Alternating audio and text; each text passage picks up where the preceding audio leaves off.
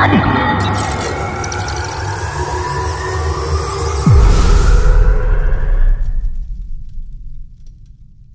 صاحبada ku xiran janaalka RK Official kusoo dhawaada muuqaal cusub.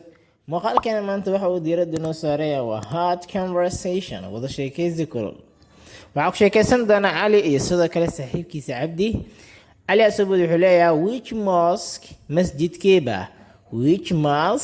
masjidkeeba did you pray ayaad kusoo dukatay yesterday shalayto masjidkee ayaad kusoo dukatay adigu. Cabdi asabud wuxuu leeyahay I prayed anigu waxaan kusoo dukaday to a nearby mosque masjid nodow where halkaasoo the local villagers dadka xaafada deganna come together ay isku yimaadaan on Fridays jimco walba jimcooyinka ayay isku yimaadaan iyagu halkaas. Ali wuxuu yidhi were there many people dad badan miyaa ku jiray in the mosque masjidku dad badan miyaa ku jiray masjidku dad badan miyaa ku jiray.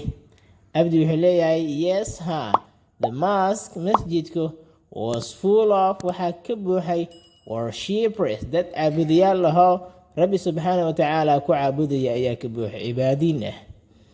Ali wuxuu leeyahay did a preacher sheekhu of mosque ee masjidku deliver wuxuu u soo jeediyey a sermon khudbad miyuu u soo jeediyey to the participants kasoo qaybgalayaasha of the mosque ee masjidka soo qaybgalay dadka jamaacada masjidka kasoo qaybgalay khudbad miyuu u jeediyey shiiqii masjidka.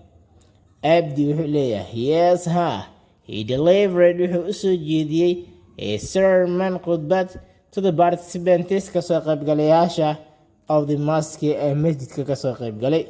fadlan haddii aad ka heshay muuqaalka like sidaas lamid ah. haddii aad ku cusub tahay janaalkuna subscribe noo saar. waxaan saaranaa wadadii aan ku tegi lahayn 1k subscribers. mahadsanid.